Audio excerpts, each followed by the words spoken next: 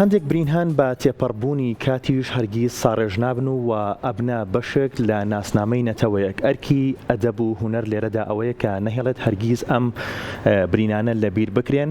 لێرەدا شاعیر و نووسەر مەریوان قەرەداخی کتێبێکی بڵاو کردوتەوە لە چەند ساڵێک پێشترا کە ئێستا ئەم کتێبە وەرگێڕاوەتە سەر 3 زمانی دیکە. کتێبەکە بە ناونیشانی ئەم برینە هەرگیز ساڕێژ نابێت کە ئەمەی لەبەردەستمایە داستانە شعریەکە کە تەنیا پێک نەهاتووە لە شعر بەڵکو و گێڕانەوەی ئازارەکانی جینۆسایدی نەتەوەیەکە. کاک مەریوان سڵاوت لێ بۆ بەخێر بێت. بەخێر بێت سەرچاومە سڵاو لێبێت. سڵاو لە ئێوە، سوپاس بۆ کورسات مەگازین، دەستان خۆش بێ بۆ ئەم بەسەرکردنەوەیە. هەڵبەت سپاسیەوە کەم گەورەیتانوان کە لەم ئانوساتەدا ئاماژە بۆ بکەم دوێنێ 11 ساڵ تێپەڕبوو بەسەر قەتڵ و عامی گوندی کۆجۆ کە لە ماوەی 12 ڕۆژ کە حەسیان خست بووە سەریان نزیکی 480 کەسیان لێ کوشتن هەر بۆ بوونێەوە هەمان کاتە لەگەڵ بڵاوکردنەوەی کتێبەکە و ئەم بەرنامەی بەڕێستان.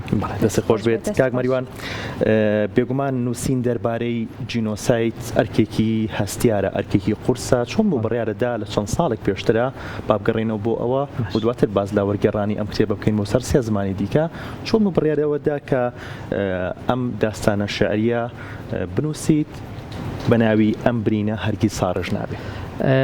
سەرەتا کە لە 2014 لە 3 ئاب ئەو قەتڵ و عامە دەستی پێکرد ئەو فەرمانەی کە بەسەر یەزیدیەکان نادرا، من کاری ڕێکخراوەی یەکەم بەدەر لە کاری تر و ئەرکەکانی تری ژیانم لەگەڵ چەند ڕێکخراوێک کە کۆکبوون لەسەرەوەی بەدەمیانەوە بچین. ئەوە بوو کە بە پشتگیری ئیداری سلێمانی و حکوومەتی هەرێم و لە هەموو شوێنەکانەوە هەوڵی وەدرا شتیان بۆ کۆ بکرێتەوە بەدەمیانەوە بچین هەتا گەشتەوەی یەکسەر کەمپیان بۆ تەرتیب کرێ. ئێمەش چوین بەدەمیانم بۆ خۆم هەستم بۆ ئازارە کرد. کچتە بینی دەرونی تێک چووە، کورتە بینی وەکو شێتەڵسووکەوت تێ کرد، ژنەکانیان پیاوەکانیان هەمووی باری دەرونی ناتەواو بوو. ئەمە بۆ هۆکاریەوەی من یەکسەر لەسەر ئەو ئازارە چەند پەیجێک شتم دابەزان و بۆ ساڵی دوای ئەوە بەشداری ساڵیادیم کرد لە شارۆچکە عەربەت کە ڕێکخراوی لەوانی تانجەریشەکان کردبوو، لەوێ بەشداریم پێکرد و چیرۆکێکم نووسی بەشداری فستیڤاڵی چیرۆکی لە تیف حامیدم پێکرد لە چەمچەماڵ، سواز بخوا کە نەتیجەی هەبوو ڕێزلانی وەرگشتورەکە. بیرۆکەم وا پێ باش بوو، ئازارەکەی ئەندە قورس بوو نەمەتوانی بە شعرێک یان بە چەند دێڕێک بە چەند کۆپلێک دای بنێم. بۆیە هاتم جینۆسایدی گەلی کورد کاڵی جینۆسایدی گەلی کورد ئەنفال لەگەڵ یەزیدیەکان هاتم لە لای خۆمەوە ئاوێتەم کردن بۆ خۆم خەڵکی قەرەداخم و خەڵکی گوندێکیشم زیاد لە 90 کەسی کیمیایی کوشتوێتەوە ئازارم بینیوە کە سوکاری ئەنفالمانەیە کە سوکاری شەیدمان هەیە. هاتم هەموویم تێکەڵ کرد، تێڵکێشم کرد لە کۆتایەکەیە کە کورد خاوەنی هەمان ئازارە کەی بکرێ ئەتوانن جینۆسایدی کەن بەداخەوە. بیرۆکەژەوە بوو نووسین و پەراوگە بەشێکە بێت لە مێژووی نەتەوەیەک لە دەماودەم و گێڕانەوە باشترە. بۆ یە کتێبەکەم سپاس بۆ خوا زیاد لە 35 نووسەری بە ئەزمون بەتابەتوانێت کاری مێژوویەکەن کتێبەکەیان بینی. یادی بەخێر ئەمڕۆی لە هەموو ڕۆژە خۆشتر بێ دکتۆر عومەر مارەڤگۆڵ کەسە لە ژیان نەماوە، ئەو یەکەم کەس بوو خوێندەوە یەکسەر پێشەکێکی بۆ نووسیوە. لە هەمان کاتا پێشنیاری ئەو بوو بیکەم بە عەرەبی یەکسەر. زۆر باشە. کەواتە ئەتوانین بڵێن لەو کارەساتانە کە بەسەر کوردا هاتووە ڕۆڵی شاعێران ئەتوانن کە ئەم کارەساتانە بگەڕنەوانە و نەوەکانی دوای ئەوەش بزانن نەک شتێک بێت لەبیر بچێتەوانێ. لەم کاتا کە ئەم کارەساتە ڕوەدا بەڵێ ئەرکی هەرە گەورەکەوێتە سەرشانی نووسەران، سەر مێژوو نووسان بە تایبەتی بۆ ئەوەی بەڕاست و دروستی ئەحداسەکە یان کارەساتەکە بگا و بەنیسبەت نووسەریشەوە بڕوان پێ بکە ئێمە ئەوە ئەدەواتمان هێشتی لەسەر بنووسی، ئەوە کاری سەمانێشتی لەسەر بنووسی، یعنی مەجالە نایڵێتەوە بڵێ من ناتوانم لەسەر کارەساتش بینینی کچێک کە تا ئیستەش دوای 11 ساڵ کە لە دەست خێزانێکی داعش ڕاکات کە چەندین جارکردن و فرۆشتنی پێکراوە بۆ خۆی مێژووە بۆ خۆی سینەمایە چیرۆکە هەزاران نووسین لە خۆگری. باشە کاکمەریان بۆچی فۆرمی داستانە شعرە هەڵبژاردەوە بۆ گێڕانەوەی ئەم چیرۆکە تراژدیە؟ هەڵبەت کارەساتەکە بەیەکەوە ڕەبتە نەم ئەتوانی بێم چیرۆکی کچێک یا چیرۆکی کوڕێک یان پیاوێکی ڕیسپی کە لە حادیسەکە بۆ یان لە ماڵسووتانە بۆ یەکێک جایکەمەوە بۆیە وا بڕیارمە لە یەکەم ڕۆژی فەرمانەکەەوە کە هەڵدێن هەتا ئەو کاتەی کە ئەگاتە کۆتایی داستانە شعرەکە من هاتووم فلاشباکم تیا بەکارهێناوە حسابی ئەوم کردووە بۆ 20 ساڵی تر کچەکەم لە ڕەوزەیەتەوە حەپە ساوە ینی لە شعرەکە ئاماژەم پێ کردووە مامۆستا لێی پرسیوە داعاش چییە؟ یعنی تۆ هاتووم لێەوە فلاشباکم پیاوەتەوە پێناسیکی تری ئەم فۆرمم کردو بە ناوی داعاشەوە چییە بۆی نەوەیە کە دروستە بێت لە ڕێگەی هەواڵ و کتێبی مێژووی و گەڕانەوە ئەگەر باسی داعاشی ئەنفالیان بۆ بکرێت قەینا بەڵام من هاتووم بە نووسینەکانی خۆم لێرەوە تێزیەکەمەوە تێکەڵی ژیانی بەس گەیاندنی جوانی و پەیامی جوانی و گەڕانەوەی جوانیەکان نییە تۆ ئەبێ دەستبەری بۆ پێموتی دەستبەری بۆ هەموو بابەتەکان وە ناژبێت سڵی لەکەی منم کتێبە ڕاستە ئەو کۆمەڵی کە بە ناوی داعشەوە دروست بوون هەڵگری ئاڵایە بوون لەنسا بۆ ڵاوەکبەر من کە کردم بە عەربی حەوجا کرا بە عەربی ڕەفزیێنە ئاخجار مامۆستا محەممەد ساڵح بەرزنجی دەستخۆشی لێکم کردی بە عەربی هەندێک کەسە بوو خۆی لە ئایا لە هەنێ شت کە من ئاماژەم پێ کردبوو چونکە بەڕاستی نایشارمەوە من لەم داستانە شعرە دەستم بۆ هەموو ئازارەکان بردووە بەبێ هیچ ترسێت چونکە کتێبەکە مەسئولیەتی لەسەر شانە یەکێ لەوانە کە بە عەربیەکەی خوێندوێتی و وتبینی بۆ کردەوە کاک حاکم قاسمی شنگالیە خۆی خاوەنی کارەساتەکەی لە شوێنی خەلەلێکە بوو پیوتوم ئەنجا لە هەمان کاتە ئەوانەشی کە لە ناو کارەساتەکە بوون ئیستا کتێبەکە بخوێنەوە خەلەلی کتابی بۆی تووشی ڕخنە نەبم وەک ئاماژەم بێت زیاد لە 35 کەس کتێبەکەی وردبینی کردو. باشە پاسێکی ئەمە بکەین ئەوە لە سی ئاوا بەڵێ بەڵێ ئەوە بەڕێز هەرێم عوسمان دیزاینەر دەستخۆشی لە یەکەم هەر ساڵی داهاتووی کارەساتەکە کە یادەکە لە عربەت کرا ئەمەی کرد بە تابلۆیەکی تقریبا 40 لەسەر بۆرد زیاد لە 20 دانەمان لێ ڕاکێشا بوو لەوێ کۆمەڵی ئەندام پەرلەمان و کۆمەڵێ قۆنسوڵیەکان بەشداری ئەو یادیان کردبوو لێ بە هەدیە دراپیان ئەو تابلۆیە تەنها باس لە ئازاری تەنها یەک چەکاتیایە ئەگەر بە یەک سەریعی بۆتان بخوێنمەوە بۆە هەر لێرە لامێ عەفو ئەڵێ لە سێی ئابدا شارێکیان کرد بە کەلاوە لە کۆڵانە بەرتەسکەکەی ماڵی خوادا ئەستێرەیەکی نەکشا و پرێجزەردی ڕنگ بڕسکا و هاوارەکە تکا دەکا تا زووە هەڵکن گۆڕم من باوەڕی خۆم ناگۆڕم نرخەکەی کەمەکەنەوە لە جێ جارێ 100 جار دەمرێ هیچ وەڵامی نادەنەوە کە شەودا هات پیرەمێردێکی ڕیسپی لە دیوەخانی ئەو خوارە بۆ کیژۆڵە 9 ساڵەکەی دەگەڕا تاکو لەگەڵ بوو کە شوشە بەجێماوەکەی شادی بکە ئەم باشومە لە کۆوە هات پرچی سوڵتانی شانە کرد هەر تاڵێکی بۆ ئاسمانی نەبیندا و پرت. گرنگی وەرگێڕانی ئەم کتێبە بۆ 3 زمان و پەیامی هەڵبژاردننی ئەم 3 زمانە بە دیاریکراوی چییە؟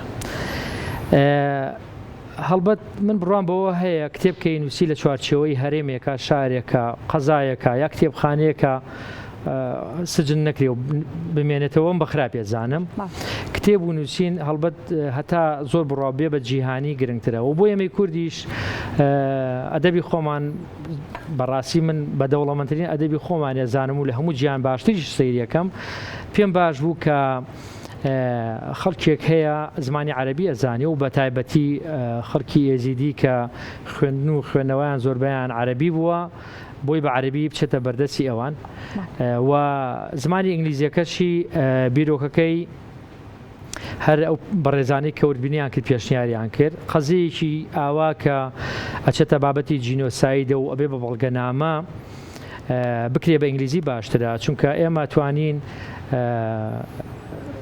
دوای ئەوەی کە چاپەکرێ و بڵاوەکرێتەوە نزیکی 200 عەدەدی بنێرینە پەرلەمانی ئەوروپا. بەس ئەمە ئاماژە بۆ بکەم ئەم کتێبە نزیکی 50 وێنەی دیکومنتاری 50 وێنەی دیکومنتاری بەڕێز فۆتۆگرافەر ناسیحی عەلی خەیاتی تایە کە خۆی 6 مان قەتیز بوو لەو شوێنە. وێنەکانیش ئەتوانم ئاماژە بکەم وێنەی تایە خەڵاتی برۆنزی لەسەر وەرگرتووە زۆر وێنەی زۆر باش و جوانە. سپاس بۆیە.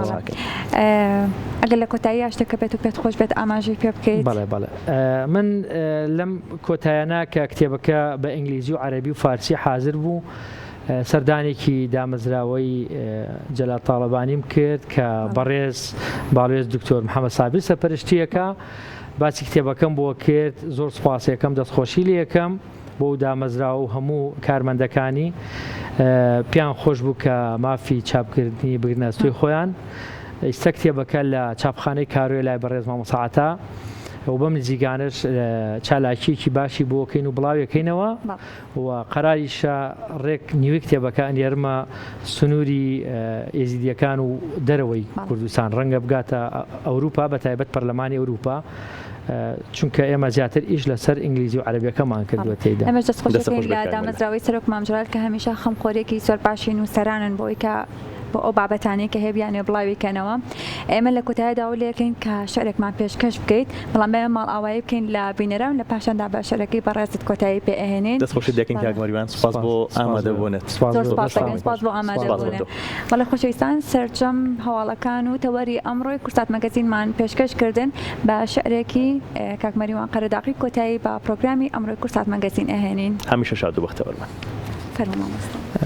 سپاس بۆ کورساتی عزیز دەستخۆشیتان لێکەم هەڵبەتیەوە ڕێزکەشکێنن خاوەنی کللتور و جۆگر و بینەری خۆتانن و شانازیشە منە میێوارەیە میوانی ئێوە بەڕێز ئامادەبوون. سپاس ئەم شارانی خوێنمەوە هەڵبەت کتێبێکی نوێم هەیە بە ناوی نان لە شعر و هونەردانیە ئەگەر بکرێ ئەمەتان بۆ خوێنەوە سپاسانێک. بەنێونیشانی ئیتر من گوناهم چییە؟ ئیتر من گوناهم چییە؟ پەروانە ڕێی شەمعی ون کردووە نەورەت دڵی لە دەریاشکاوە پەنجەرە بەسەر شەقامی دڵشکاندا دەڕوانێ.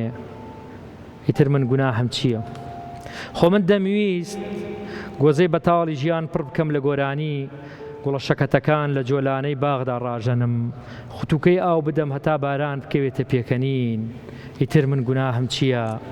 من دەمویست خۆ کوشتن لە مێشکی هەتاو دەربهێنم خەیاڵی مانگ لێوان لێو بکەم لە تریفا تا سنووری زەلیلی هەوڵمدا بە فەرقایل بکەم بە سپێتی خۆی و ببارێتە سەر پرچی چیایەشی هەڵپڕوسکاو.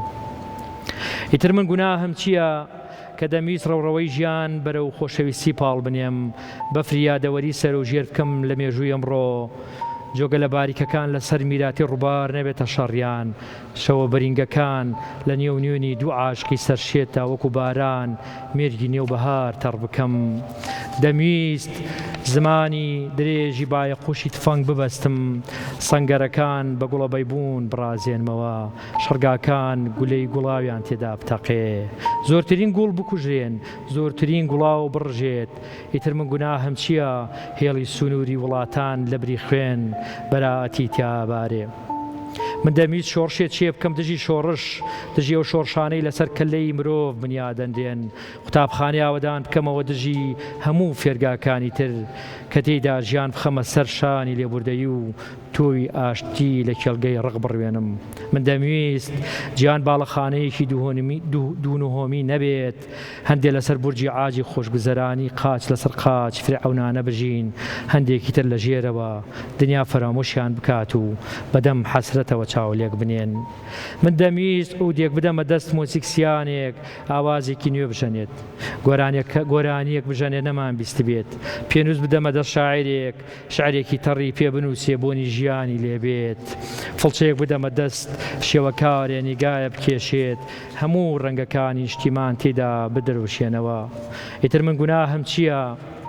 من دەمویست هیچ مۆمێ نەکەوێتە بەر نەفرەتیف و گۆزەی هیچ لێوێک لە کانی ماج بە بەتاڵی نەگەڕێتەوە بەردی گومان بەر ئاوێنەی خۆشەویستی نەکەوێ و هەپرونی نەکا ئاسمانی دڵی هیچ عاشقێ برینداری لێوە نەبارێ غەمگینی لێوە نەبارێ خۆکوشتنی لێوە نەبارێ تەنهایی لێوە نەبارێ کاتێک هیچ شتێک بەویستی من نییە ئیتر من گوناهم چییە لە بێداریدا ناچی زەم و یەک خەونەکانمە سووتێنم و داڵغەتە زیوەکانمی لەبەر گەرم دەکەمە و سوپاس بۆیەوە.